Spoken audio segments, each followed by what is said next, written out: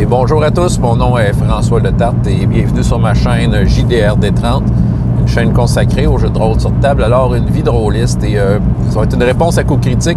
Ouais, une réponse, je me rattrape sur des vieilles questions. Donc, ouais, ma première partie de 2023 de jeux de rôle, qu'est-ce que c'était? J'avoue que j'étais un peu mêlé parce qu'on dirait que mon cerveau était aussi en vacances dans cette période-là, donc je savais plus quel jour qu'on était souvent. Mais j'ai pu retracer la partie en regardant mon calendrier et réaliser que, oui, j'en avais une que je vais vous raconter. Donc, pourquoi pas en faire une anecdote complète. Donc, ma première partie.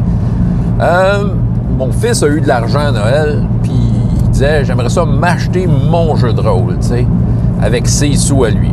Correct, tu sais. À un moment donné, je vais lui dire, j'ai organisé un petit road trip. On va aller à Montréal, regarder ce qu'il y a, tu sais, puis pour le plaisir de passer une partie de l'après-midi ensemble, tu sais, puis c'est ça. Fait qu'aller à Montréal, manger quelque part, et j'ai fini au Dragon de Cuivre, c'est sur la rue Ontario. Puis c'est ça, une boutique qui a quand même une grosse spécialité jeu de rôle, boutique assez sympathique. J'avais entendu parler, donc tu sais, je voulais aller voir moi aussi à quoi ça ressemblait. D'ailleurs, mes fameux dés fromage anglais barbecue que j'ai présenté dans une de mes dernières vidéos, ça vient de là. Voilà, fait que oui, c'est une boutique assez sympathique parce que, bon, il y a quand même une sélection de jeux de rôle, il y a des trucs qu'on connaît plus, évidemment, mais il y a aussi une sélection de jeux que c'est rare que tu vois en magasin. Souvent, c'est des affaires que tu vois surtout en ligne, tu sais. Puis c'est le fun de les voir en vrai, tout ça. Puis il y a une belle sélection de jeux de société. Donc, ouais, en somme toute, une boutique assez le fun à aller visiter. Puis mon fils regardait ça, les jeux, puis c'est ça, il posait des questions. Puis à un moment donné, il a accroché sur une boîte. Là, je ne l'ai pas amené avec moi, là, mais le jeu s'appelle BFF. Je l'ai nommé dans certaines de mes dernières vidéos. Best Friends Forever. OK. C'est une boîte assez colorée. OK. Très jolie dans son design. Dessus, on voit un certain nombre de personnages, toutes des jeunes femmes. OK. Je peux restituer, en fait, ces personnages-là. C'est soit des jeunes femmes en âge d'aller à l'université, cégep, peut-être fin secondaire, qui font toutes sortes d'affaires, de toutes sortes d'origines, sont toutes, c'est ça, il y a comme une grosse variété. Moi, mon fils a vraiment accroché celle-là. Je dis, ben, regarde, si c'est ça que tu veux, achète-le. Lui, il était gonflable, là, qui me lisait ça dans l'auto pendant qu'on revenait à la maison. Il a lu toutes les règles, puis il m'expliquait ça, là. Puis là, à un moment donné, il a dit, ah ouais, puis là, il y a le MJ qui décide de certaines scènes. Puis quand il m'a dit ça, j'ai dit, oh, MJ. Je sais pas trop, je regardais la boîte, moi aussi j'ai regardé un petit peu avant que lui la lise, puis d'après moi c'était un jeu qui était pas d'MJ. J'étais allé confirmer à la maison, c'est pas beaucoup de règles à lire, hein? C'est peut-être 4 pages de règles. Puis en effet, c'est un jeu qui a pas d'MJ. Tout le monde a à peu près la même responsabilité. Bon, faire plaisir à certains en disant c'est un jeu tous MJ, c'est question de se déculpabiliser, non, quand même. Le jeu fonctionne bien. D'ailleurs, là j'ouvre une parenthèse, je vais en faire une critique très bientôt, je pense. On va voir le temps que j'ai. Je n'avais fait une cette semaine en direct. Il y a du monde qui était là d'ailleurs, qui l'ont vu. Mais j'ai décidé de ne pas la publier parce qu'il manquait des affaires que je voulais dire. Fait que je vais la refaire. Je vais pouvoir vous montrer ça, cette belle boîte-là. C'est quand même un beau jeu. L'objet en tant que tel est vraiment de qualité. Ça, je peux vous le dire. Bon. Fait que là, il joue à ça. Il regarde à ça. Ma fille, quand on arrive à la maison, elle est comme complètement sous le charme du jeu, évidemment. Elle trouve ça très joli aussi, les petites madames en carton, tout ça. Et le livre qui vient avec, qui est essentiel au jeu, sur lequel tu as comme des mises en scène sur lesquelles tu mets tes personnages. Mais c'est sûr qu'elle embarquait bien là-dedans. Fait que clairement, on réclamait une partie de BFF. Ce qui fait que la première partie de 2023, ben on s'est installé, moi, ma fille et mon fils. Mon plus vieux, on lui a proposé, ça ne tentait pas vraiment. Ça ne tentait pas, en fait, de jouer à ça. Je pense, en fait, pour ouvrir encore un peu sur le jeu, là, de un peu la pseudo-critique, tu sais, veut dire quel genre de jeu que c'est. Ça revient un peu à jouer à la poupée, là, cette histoire-là. Là. Jouer à la poupée, mais avec des règles. Fait que tout ça, partez pas en peur. Je vais faire une explication, encore une fois, détaillée dans ma critique. Mais c'est ça, c'est sûr que mon plus vieux, peut-être.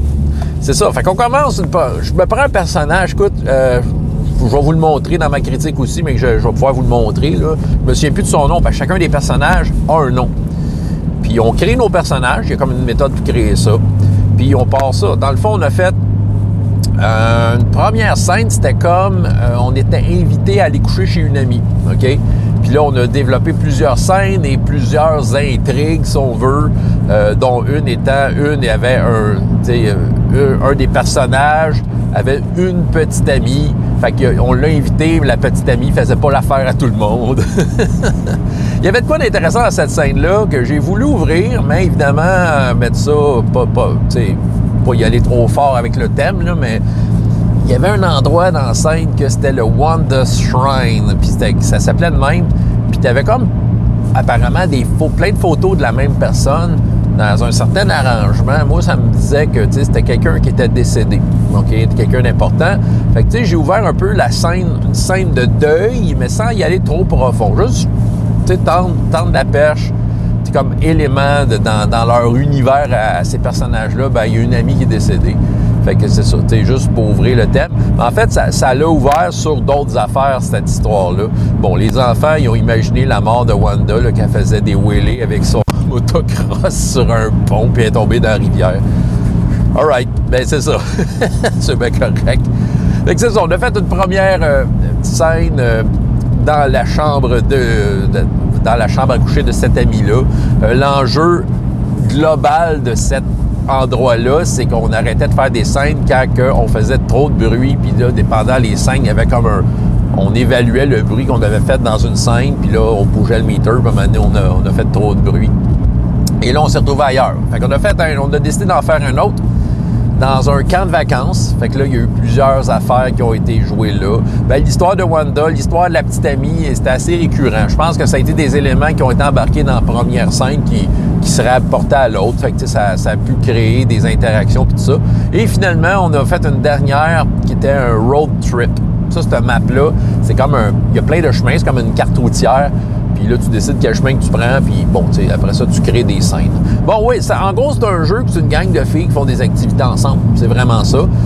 C'est ça qu'on a fait.